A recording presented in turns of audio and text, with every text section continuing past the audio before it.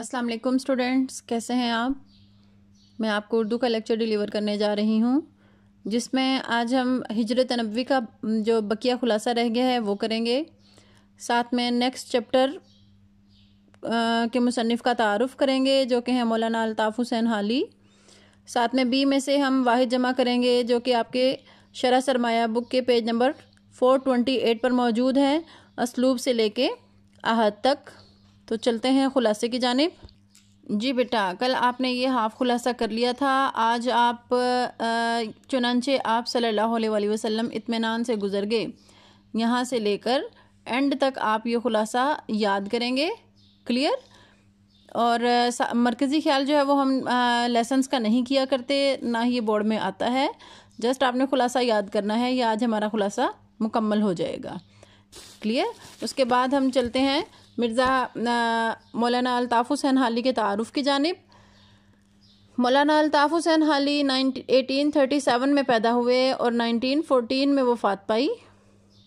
یہ جو لائنز میں نے ہائی لائٹ کی ہیں یہ امپورٹنٹ ہیں. ان میں سے آپ کے ملٹیپل چوائس کوسچن یا پھر شارٹ کوسچنز آ سکتے ہیں. ٹھیک ہے، ان لائنز کو آپ نے اچھے سے یاد کرنا ہے. الطاف حسین حالی پانی پت میں پیدا ہوئے. ان کے اجداد غیاث الدین بلبن کے زمانے میں ہندوستان آئے. 9 برس کے تھے کہ والد کا انتقال ہو گیا. بھائیوں نے پرورش کی. تعلیم کی تکمیل دلی کے عالموں کی صحبت میں ہوئی. غالب اور شیفتہ کی صحبت میں بطور خاص فیضیاب ہوئے. غالب اور شیفتہ یہ دونوں شاعر حضرات ہیں. اس کے بعد اگلی لائن جو میں نے ہائی لائٹ کی ہے وہ ہے حالی کے اسلوب بیان کی سب سے نمایاں خوبی مدعا نگاری ہے. وہ سوانح نگار، مضمون نگار اور نقاد ہیں. سوانح نگار کہتے ہیں کسی شخص کی پوری زندگی کے حالات کو قلم بند کرنے والا. مضمون کہتے ہیں کسی ایک ٹاپک پر اپنے جو ہے نا خیالات کا اظہار کرنا. اور نقاد کہتے ہیں تنقید کرنے والے کو. ان کی مشہور کتابوں میں حیات جاوید، یادگار غالب، حیات سعدی، مقدمہ شعر و شاعری اور مد و جزر اسلام شامل ہیں.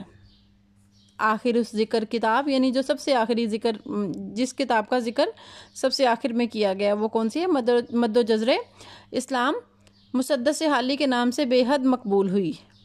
کلیئر؟ یہ ساری جو ہے نا وہ کتابوں کے نام آپ نے یاد کرنے ہیں. یہ مولانا الطاف حسین حالی کا جو تعارف ہے یہ آپ نے یاد کرنا ہے. یہ میں آپ کو بتاتی چلوں کہ یہ آپ کو چلتے آتے ہیں شارٹ کوسچنز کی صورت میں بھی آ سکتا ہے، یعنی اس میں سے جو کوسچن ہے، اور ملٹیپل چوائس کی صورت میں بھی. اور یہ آپ کے جو شرح سرمایہ ہے اس پر جو ہے نا وہ دیے گئے ہیں. یہ دیکھیے یہاں پر اضافی مختصر سوالات کے اندر یہ جو دیے گئے ہیں ممکنہ جوابات میں سے صحیح کا انتخاب کیجئے. آپ یہ تعارف جو ہے وہ یہاں سے بھی یاد کر سکتے ہیں. یہ 14 جو پوائنٹ ہیں یہ سارے تعارف کے ہی ہیں. ٹھیک ہے، بورڈ پیپر میں آپ کو اس طرح سے بھی آ سکتے ہیں اور مختصر سوال کی صورت میں بھی جو کہ 2 نمبر کا ہوگا اس میں بھی آپ کو یہ جو ہے نا وہ تعارف میں سے کوسچنز آ سکتے ہیں.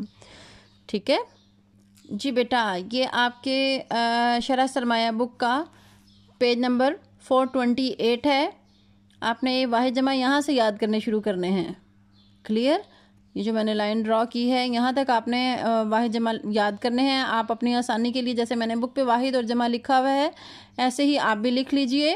ٹھیک ہے، اس طرح جو ہے وہ آپ کو آسانی ہو جائے گی کیونکہ انہوں نے بک کے اوپر یہاں تو لکھا ہوا ہے لیکن نیچے نہیں لکھا ہوا. آپ نے یہ یاد کرنا ہے. میں آپ کی آسانی کے لیے ان کو ریڈ آؤٹ کر رہی ہوں. اسلوب، اسالیب، امر، امور یا اوامر، امام، آئمہ، ادب، آداب، اثر، آثار یا اثرات، اشارہ، اشارات، اجنبی، اجانب، امارت، امارت، امارات، اخبار، اخبارات، اشتہار، اشتہارات، افق، آفاق، استاد، اساتذہ، امیر، امرا، اول، اوائل، اختراع، اختراعات، امت، امم، اخ، اخوان، ابد، آباد، ادارہ، ادارے، اکنوم، اکانیم، اقلیم، اقالیم، اکبر، اکابر، اسم، اسما، اب، آبا. اس کو ابا نہیں پڑھنا بلکہ آبا پڑھنا ہے.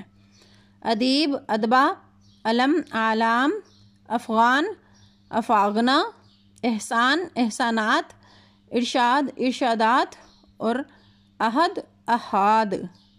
یہ آپ نے اسلوب سے لے کے احد تک تمام واحد جمع جو ہیں وہ اچھے سے یاد کرنے ہیں. یہی آج آپ کی ڈائری ہے. Okay, take care.